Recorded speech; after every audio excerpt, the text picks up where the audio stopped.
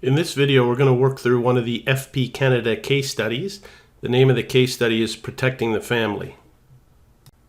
So here I am at the FP Canada website, and again, if we scroll down here, we can see the QAFP certification effective January 1st, 2020. Qualified Associate Financial Planner certification will replace FPSC Level 1 certification. So most of my students at George Brown College are working towards potentially writing the QAFP certification. So one of the things that I like to do is to remind the students that there's very good resources on the FP Canada website. In particular, if we scroll down to the bottom here, we can see the financial planning body of knowledge. This is really important, okay? And I've shown this in my competency videos, showing that there's different topic areas here. Insurance, human behavior, etc. But what the focus of this video today is we're looking at the case studies, okay? So if I click there on case studies, you can see that there are cases that are relevant to both FPSC Level 1 certificates, which is the QAFP, and the CFP professionals. Now, some of these cases have a little bit of math, and that's what we're going to look at the first case today. We're going to look at this one, Protecting the Family, which we can see, and these are just free to download. You can just click on here and you can see that the case pops up, okay? But we're going to look at Protecting the Family because there's a fair bit of math in this case, and it really mirrors the math that we learn in FIN 1011 at George Brown College. Okay, so you can see here on the right hand side I've got the case open. It's the PDF, and first thing you can see is that it's just 6 pages. And this is something that I would expect that the students at the completion of taking a course, for example, like FIN 1011, they should be able to work through a case like this and pretty much be able to do the calculations and understand everything. So I'm not going to read through the case every single line here because I'll allow you to do that, pause the video and read it. But you can see we're looking at a family where there's Pat is age 33, Leslie is age 35, they're married, they have 2 children, ages 5 and 7, okay?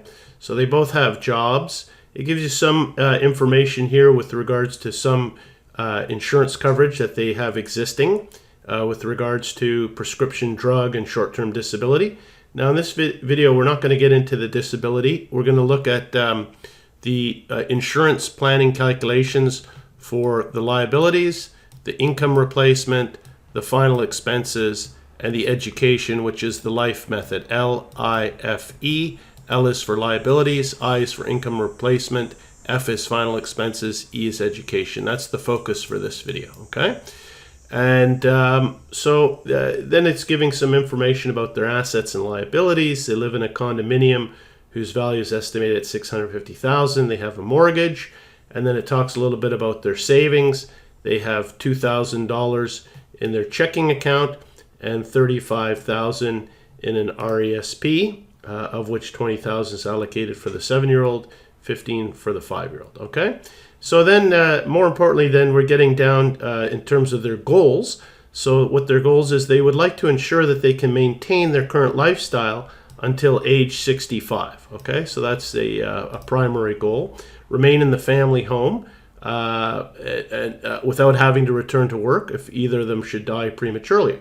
So then it's giving some survivor expenses and then talking a little bit about the education. 4-year program expects to cost $10,000. That's in today's dollars. That's going to be a big focus of this video, how we do the insurance calculations for the education planning, okay? Education costs rising by 5%. So then we've got some information here on the final expenses. $20,000 would be needed for funeral expenses, $25,000 for emergencies, okay? So the first knowledge expectations, we're not going to spend a ton of time on this, is that you put together a net worth statement. That should be fairly easy. We're looking at use assets, investable assets, and we've got some liabilities. So you can see the lifestyle assets or use assets. They've got the condominium, $650,000. Then they have a checking account, a spousal RSP, and then they've mentioned that RESP. So you can see the total assets, $687,000. Total liabilities, $291,000.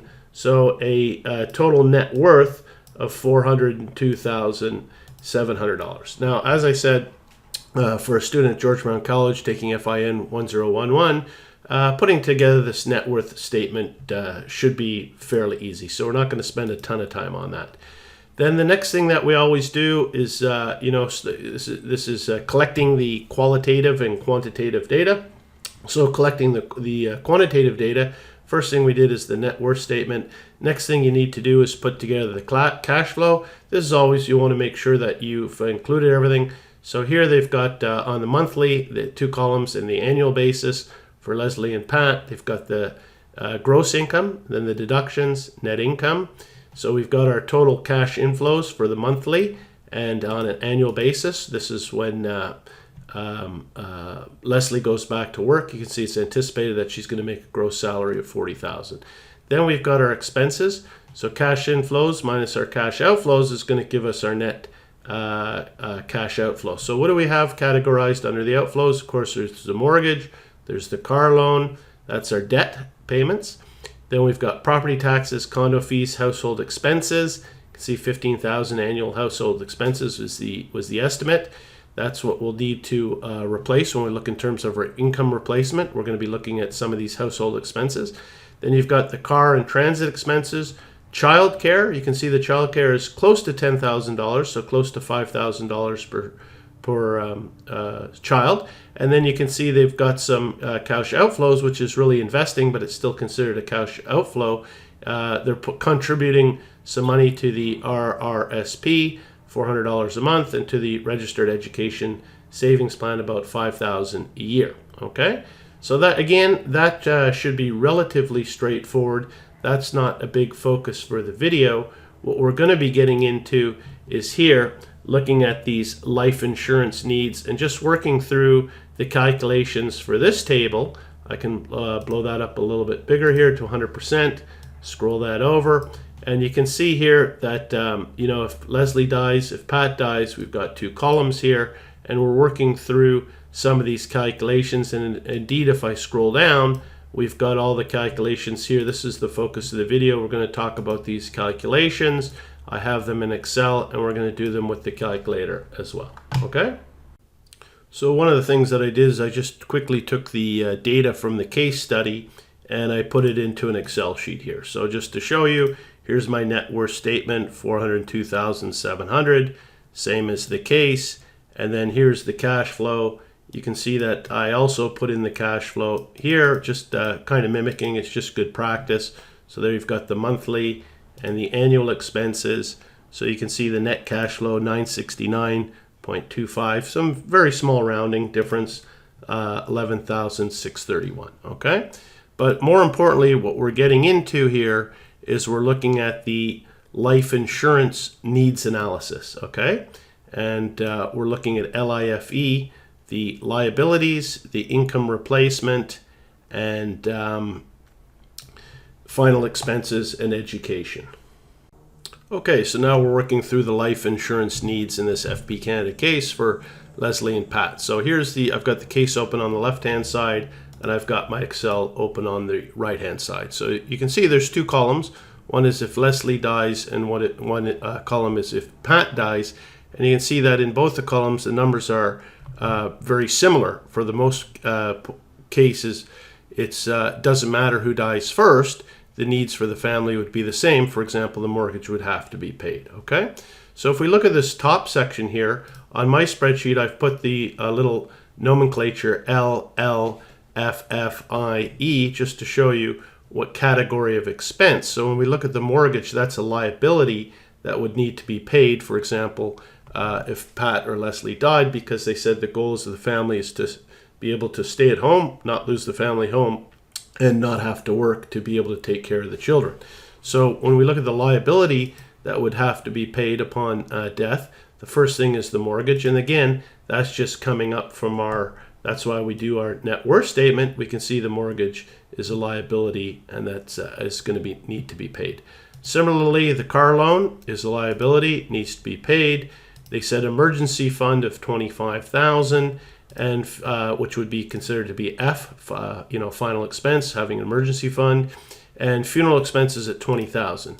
So that's easy. There's no math calculations. You're just picking the data out of the case and you're adding up some of the liabilities and some of the final expenses. They've grouped those into here what they're calling immediate needs, $336,000. So I think that first little section should be fairly easy. But then when we get into here, the monthly expenses, you can see the $688,295, and there's a footnote. It's doing some math. That's where I'm going to show you how we do the calculations, both in Excel and with the calculator. Okay. So after the immediate needs, the $336,000, the next thing that we looked at was the housing expenses, and it said if one of the spouses would die, that the housing expenses would remain at 90%. So let's see where we got that number 1758. We came up here, we added up all the housing expenses, the property taxes, the condo fees, the other household expenses, and you could see that totaled up to $1,883. 90% of that is $1,758, and then they added the car, and so that we have our monthly expenses. Okay, the transit is not included because it says if Pat was to die, Leslie would stay at home, so they wouldn't have that transit expense. Okay, so this number of 2258 is quite important. It's 90% of the household expenses plus the car. Okay. So then how do we get that $688,295? Well, we're doing a present value calculation, okay? So you can see here the retirement age is 65. Pat is 32 years old. So then we can see the number of years that you would need the insurance for. Okay, I'm just going to explain this quickly with a timeline. So you can see here that Pat is actually 33 years old, and if Pat should die, then the insurance would cover the loss of income to when Pat would have been 65 years old. So first of all, you need to calculate your N. Your N is going to be, in terms of years, 65 minus 33 is going to equal 32 years. Okay, so I've got here, if Pat was to die, you need insurance income replacement for 32 years. Okay, so it's going to be a present value calculation.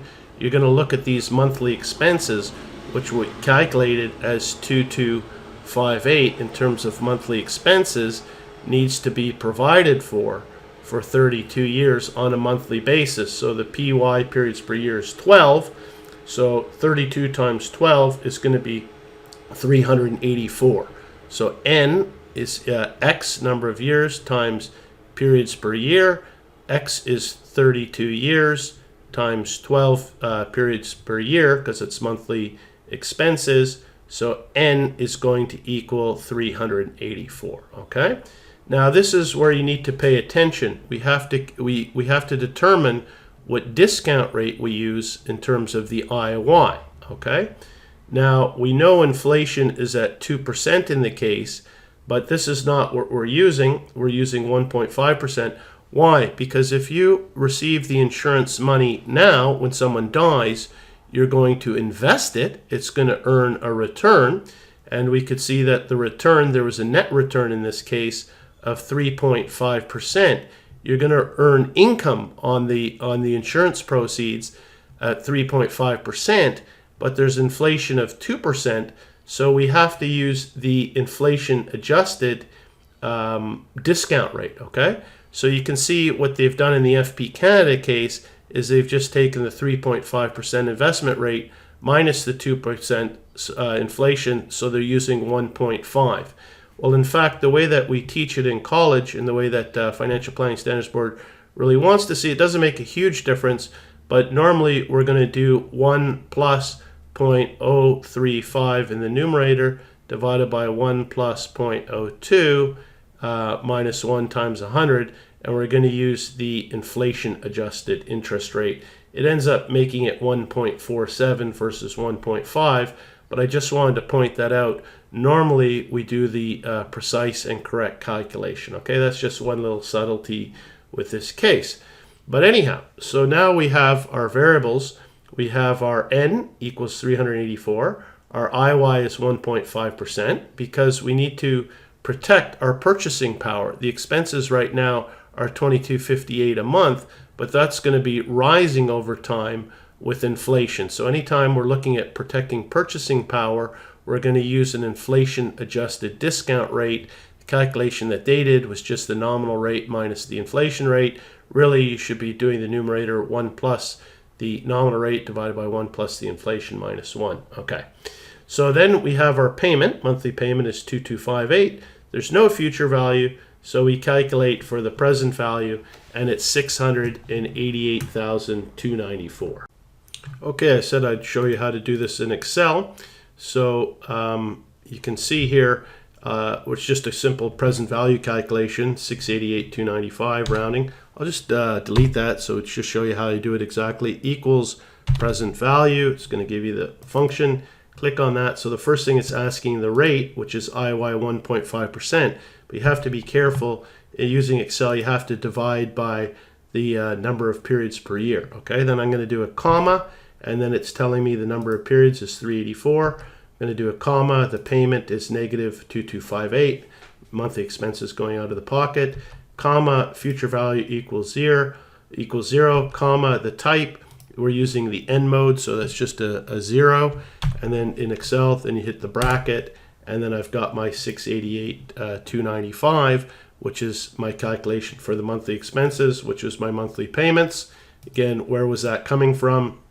The 90% of the monthly household expenses plus the car. We didn't include the transit because if one spouse died, the other would stay at home, so there would be no transit. Okay, so we're just doing a present value calculation of monthly payment of $2258. We're doing that for 32 years on a monthly basis, so it's giving us N equals 384. If I bring up the financial calculator, I'm going to do second PY. Oh, I've got it set into annual. I need to change that to monthly, so I'm going to hit 12, enter PY equals 12, and then it's 32 years, 32 second NN, N equals 384. FP Canada was using 1.5 IY. As I mentioned, there's a more precise way of using the real inflation rate. Present value is what we're going to calculate. The monthly payments is 2258. That's a negative going out, and 0 future value. We're going to compute the present value, 688,294.57, 688,295. So that's how we've calculated the I, the income replacement on the monthly expenses. Not too difficult. What we're going to head into next is looking at the child-related expenses, because if one of the parents should die, they want the other spouse to stay at home, take care of the kids. So we have to make sure that the child-related expenses are covered. And again, those are going to be subject to inflation. We're looking at protecting a payment stream. So again, we would use a inflation-adjusted discount rate, but let's jump into that now, looking at how we calculate covering the child-related expenses for our insurance needs analysis. Okay, I just want to point out that's a typo in this case because it says here child-related expenses until age 18 for child number 2, but no, that's actually, we can read from the case up here that they want until each child turns 14, okay? So in the case, they want the child care expenses until each child turns 14, but we can see here this is a mistake because indeed if we look at the calculation, one child is 7, so 14 minus 7 is 7, N equals 7, and the other child is 5, so 14 minus 5 equals N equals 9. So I just wanted to point out that's a little typo in the case.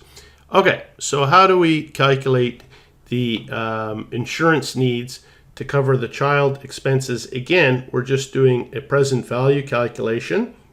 So child 1 is going to turn child care expenses until they're 14.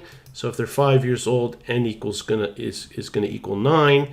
Here we're doing things on an annual basis. It's not on a monthly basis. They did that. You can see 5,000 annually. So they just did the payments on an annual basis. So, and it's rounding close to 5,000. It's 4,998 based on the case. So again, I'm doing the present value calculation here. N equals 9. Interest rate again, because we need to protect the purchasing power of that $5,000. Childcare expenses will go up with inflation. So we're using the inflation adjusted.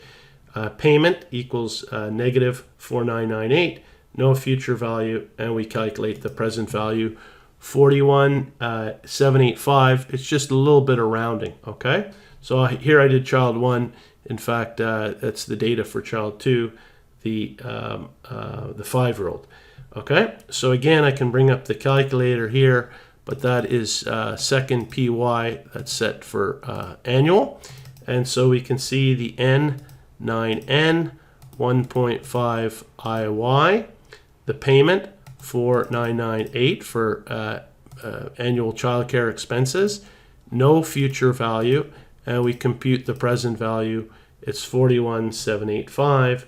There it is, 41,785. For the other child that's older, the N would be 7, so we're just going to change the 7N, and then we're going to compute the present value, 32,977.87. So you can see just some small rounding, 32,991, 41,803, 41,785, 32,997. So again, calculating the income replacement, the ongoing needs, it's pretty simple. We're looking at the actual cash expenses for the family, and then we're looking at the child care expenses on an annual basis, and we're doing a present value calculation for the number of years from today's date until when the insurance would no longer be needed. In this case, it's when the child turns 14 in terms of covering the child care expenses, but for the household expenses, it's until retirement age, okay? So I think we've gone through the calculations for the monthly expenses here. It's not that difficult. We're just doing present value calculations. What we get into next, and it's quite important, is the education needs. The education is in the future, so we're looking at a 3-step process to calculate these education needs, a step 1, a step 2, and a step 3. And that's really why one of my motivations for doing this video. We see those calculations in FIN 1011 at George Brown College. We see it here being applied in FB Canada case, and you can see this is tying together a lot of nice little math that we learn and applying it in a case setting, okay? So let's move on now to the education needs. Okay, so when we're looking at time value money calculations, the steps for retirement planning and education planning are fundamentally the same, okay? That there's 3 steps for the calculations for retirement planning, education planning are basically the same when you're determining a lump sum that's required today, okay? So we use education planning and insurance planning when we want to know a lump sum today, times 0, to fund future education. We also use education planning and basic financial planning if we want to determine a yearly or monthly savings target as well, okay? So the 3 steps for the calculations for retirement planning and education planning, which are the same, is step number 1, you need to inflate the current cash flow amount or expense for the number of years until required. So that's the start of retirement or university, which is in the future. So we can determine the first year's cash flow need. And this step uses the rate of inflation only for the discount rate for the IOI, okay? So what that's saying is, we've seen in the examples, education costs $10,000, but that's in today's terms. The child is not going to school for 14 more years. There's inflation of X percent. So we need to anticipate what the cost of that education would be at that time. Now, a lot of these problems are looking then of having the total cost of the education available at the beginning of the education. So step number 2 is to calculate the amount needed at the beginning of retirement of university, i.e. not today, to fund the inflation-adjusted cash flow required for the client to maintain purchasing power throughout the anticipated retirement period or education period. That's why I said for that step number 2, it's always using the real inflation-adjusted rate of return. And it's almost always calculated as an annuity due, present value annuity due, i.e. the calculator's in the beginning mode, okay? So the third step, step 3, is then can either solve for the lump sum that's needed today, or if it's a savings type question, what the annual payments would be needed starting today to accumulate the retirement or education fund. So as this step only involves the investment return, we use the investment or the discount rate. So you can see 3 steps, they're all using a different interest rate. The first step uses the inflation rate.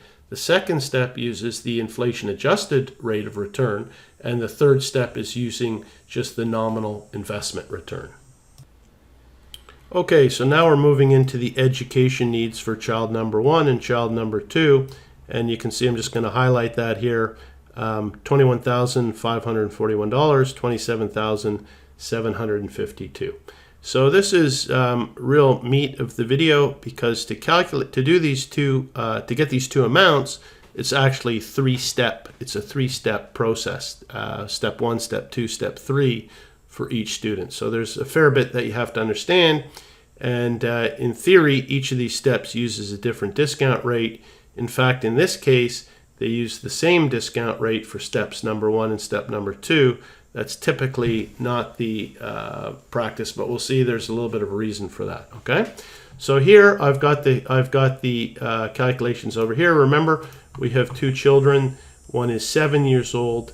One is 5. So if they're 7 years old, that's going to be 18 minus 7. They're going to go to school in 11 years, university in 11 years. And if they're 5 years old, then they're going to go to school. 18 minus 5 is in 13 years. Okay, so that's why we've got n equals 13 and n equals 11 for the 2 step ones. What are we doing in step number 1? Recall, the cost of education today is $10,000, but we need to know what the cost of education is when that student is going to go to university. So that's a future value calculation. You can see here I've done it in Excel. So the present value is 10,000, n equals 13 years, 5% inflation rate, that's the annual education inflation. Calculate the present value. If I bring up my calculator here very quickly, you can see PY is 1, so just going to check that. PY equals 1.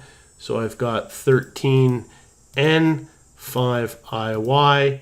Education costs 10,000 today's dollars. That's a negative present value. 0 payment. Compute the future value, 18,856 for my future value. Okay, that's how much $10,000 of education in today's dollars. That's how much it would cost 13 years. So step number 2, then, we're looking that it's a 4-year degree, and we want to know what the present value is, how much it would cost to fund all 4 of those years. So we know that 1 year of education is going to cost $18,000. So that's going to be our payment. Okay. So then, as I said, normally we should inflation adjust this discount rate. They're using 5%, which is the education inflation, partly because the nominal rate is only 3.5%. So if you use the real rate, it's giving you a negative. Anyhow, that's just something to be aware of. Normally, we're going to use an inflation adjusted rate here. They did not in this case. Okay. So what are we doing here to calculate the present value for the entire cost of the education, 4 years at the beginning of education? N equals 4, IY equals 5. Payment is the 18,856, 0 future value because the education is finished. So it's giving me a present value of 66,864. That's at the beginning, 13 years from now for the next 4 years of education. So finally, the third step is I'm going to present value that back to time now, T0. So that's n equals 13. We use the investment discount rate, 3.5%, and the payment is 0. Future value is 66,864. So we calculate the present value, 42,000. That the child has an education fund, so that gives us the net needed today, 27,753, 27,752. So very close, just a little bit of rounding. Okay. So for the next child, it's the exact same 3 steps, but you can see this child is 7 years old, so 18 minus 7, n equals 11. So step number 1, what would the cost of education be 11 years from now? You could see it'd be future value 17,103.39. So step number 1, we're going to inflate $10,000 education expense in today's dollars, what it would be in the future. Step number 2, we're going to calculate the present value. That's $17,103 for 4 years of education. What is the present value for that needed to fund the entire 4 years? At the beginning of the education is $60,000, and then we do the present value calculation back to time zero, so which is the present value calculation, 41,000 minus the 20,000 in the education fund for that child, and we have a net of 21,541. Okay, so you can see 3 steps to the education needs planning. Each step should use a different step. Number 1 uses the inflation rate. What is the cost of education in today's dollars? What does it cost in the future? Then we're looking at step number 2. How much do we need at the beginning of the education to fund all 4 years? And because there is inflation, we're going to use the inflation. We should be using the inflation real interest rate. And then step number 3, we're doing the present value back to today's time. How much do we need? We do the present value calculation. And don't forget, there is an education fund already in place with some money in it. So we deduct that, and that gives us our education needs. So our total education needs would be the 2 children together. That's the 27,000 plus the 21,000. That's 49,000. Okay. So education needs, this is really important that you understand. It's a 3-step process. It's very similar when we're doing retirement as well, a 3-step process in terms of looking at what retirement income, how many years do we have until retirement, how much do we want during retirement, and so how much would we need to do today? It'd be the exact same 3 steps, and we'd be using the same, same theory for the discount rates for each of the 3 steps. So we'll just make sure that we run through the education planning here just on the calculator very quickly. So we'll look at this one child who is 7 years old, going to go to university 18, so that's 11 years. So that it would be 11N, and the inflation rate on inflation is 5%. The present value is $10,000. That could be a negative out of the pocket. There's no payment. Compute the future value, that's 17,103. So in 11 years from now, the cost $10,000 today's dollars would be worth 17,103. So in fact, if you go like this and you make that the payment then, and that's going to be for 4 years, and it's using the same discount rate. I said there's a bit of an issue with that. We should be using a real inflation adjusted rate for that. There's no future value because the education is finished. So we're going to calculate the present value. We can see we've got the 6647, and that is indeed what the future value is 11 years from now. So it's going to be 11N, but now we're using the nominal discount rate, our investment rate, 3.5%. And it's going to be no payment, and we're going to compute the present value on that, 41,540, subtract the education fund minus the 20,000, which that child already has, and we can see the amount needed today, 21,540. There it is, 21,541. Okay, so again, all the math is here in the case, but I just wanted to help my students by putting it into Excel, which I can make this sheet available to you, and also by just doing a little video and going over some of the calculator keystrokes. We do learn this in FIN 1011, but my experience is that a lot of students need quite a bit of practice understanding those 3 steps with regards to the education planning. Okay, just wanted to quickly draw a timeline before we move on, just so that you fully understand that. So you can see the child is 7 years old. They're going to start university when they're 18. So 18 minus 7, that gives us our N equals 11. Okay, we call that time zero. That's today. So the first thing that we're doing is that education costs $10,000 today. We need to know how much that education is going to cost 11 years from now. So that's just a quick future value calculation. Present value is 10,000. The interest rate, education inflation, equals 5%. N equals 11. There's no payments. Compute the future value. So we can see that the cost of the education 11 years from now is going to be $17,103. Okay, so that's our step number one. Then our step number two, what we're looking at is then for the next 4 years of education, 1, 2, 3, 4 years of education, it's going to be $17,103. That's a payment. We want to know what the present value is, the cost for all 4 years of education right here, 11 years from now. So that's the step number two. And normally the interest rate, because we want to protect the purchasing power, we have the full amount here at the beginning of the 4 years. We're only going to make the payment for 1 year, and that's why normally we would use the inflation-adjusted interest rate, 1 plus the investment rate in the numerator divided by 1 plus the inflation rate. But here in the FB Canada case, they only used the 5% fine. Okay, so the present value, payment $17,103, N equals 4, IY equals 5%. We have a present value here that the education would cost $60,647. That's the total amount we would need for the 4 years. So that's step number two. Then step number three, we're just doing the present value of that amount back here to times 0. So we can see N equals 11 years. IY, we're going to use the investment discount rate, 3.5%. And we just calculate the present value. It's $41,540, but there's an education fund of $20,000. So for insurance planning needs, if one of the parents was to die, the amount that we would need to cover the future education, the amount needed today, is $21,540. So it's important that you know that the timeline. Step number one, you're inflating the education costs to when the education would begin. Step number two, you're doing the present value for the 4 years of education.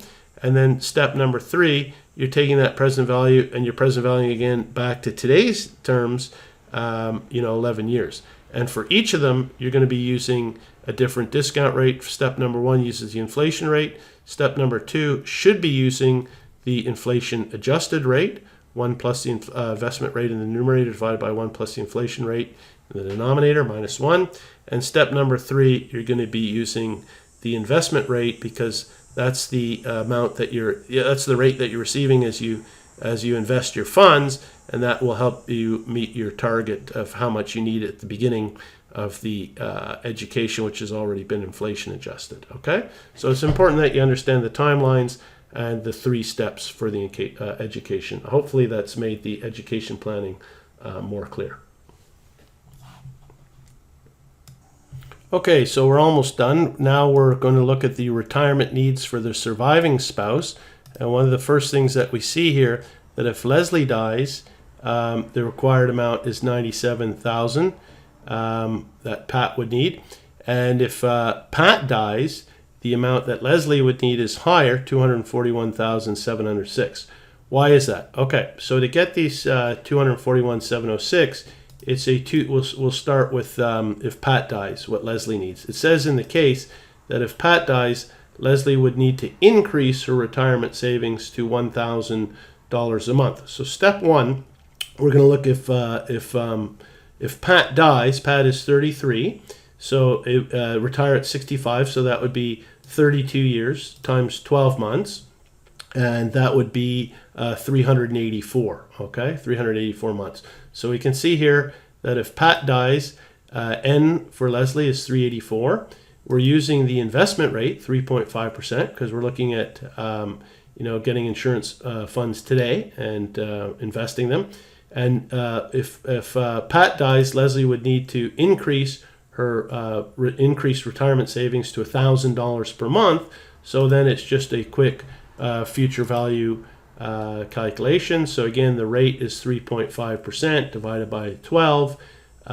The investment account has a present value of $6,700 right now, both of them. That's the investment account present value. Payment is negative $1,000, and so we're just calculating the future value, $726. So if I bring up my calculator here, just going to check second PY. Yeah, it's set for 1, so I'm going to change that to 12. And so it's 384N which is 32 years. Second and N, 384. We're using the investment rate, 3.5 IY. We have investment account, $6,700. That's money out of our pocket into the account, so we're making that a negative present value. And we need to, Leslie would have to put in $1,000 a month. That's a negative payment. And we're going to compute the future value, 726,739.50 rounds. So that is how much the retirement fund would be. If Pat was to die, Leslie started saving $1,000 a month every month for the next 32 years. The future value of that account, at 3.5% annual net investment return, would be 726. Now, if Pat was to die today, we would need that money today. So all we then do is a present value calculation using the same discount rate. So that now becomes our future value. Okay, and there's going to be no payments, and we're doing that. Oh, I have to change my calculator. Second PY, we're changing that back to annual. Okay, so that's going to be 32N, 3.5 IY, and we're going to compute the present value, 241,706. So two-step process that if Leslie was to die, Pat would continue to save his $400 a month every month for the next 30 years. If Pat was to die, Leslie would need to save $1,000 every month for the next 32 years. We get the future value of that, and we just present value it back to today. That's how much they would need from the insurance company today to invest and be made whole. It'd be the same as if they were saving $400 a month until retirement, or $1,000 a month until retirement. So that's how we get the 97,364 and the 241,706. So again, here I'm not going to do the cover the creditor protection. You've got that in the case, but you can see here my numbers. This is my little summary at the bottom: 1,445,746. It's a little bit of rounding. 1,590. So step number one was the immediate needs.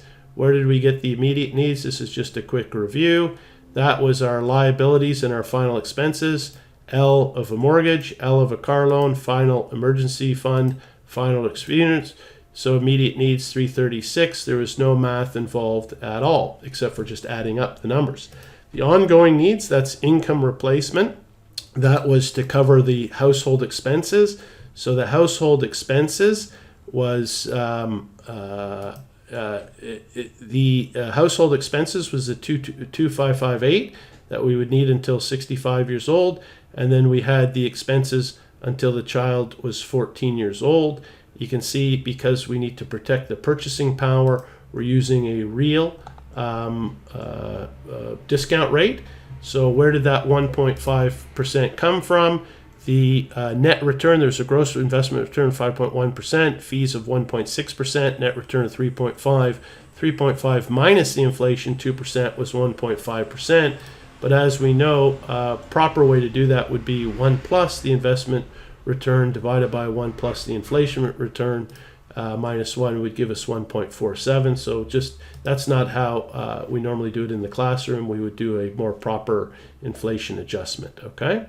And then scrolling down next was the education needs. That's a 3-step process, which I showed you. We cover that in class. Step 1, we're going to inflate the education cost. Step 2, we're going to use the calculator in beginning mode, calculate how much all 4 years of the education is at the beginning of the education. Then step 3, we present value it back to today's time and deduct if there's any education fund. Retirement needs for the surviving spouse. 2-step process. We looked at their monthly savings. We do the future value of how much they would have in a retirement savings account if they're saving this month and every month until retirement. And then we take that future value, we present value it back to today's. In case someone died, they would get the lump sum available. And then finally, the bequest to the children was $100,000 for each student.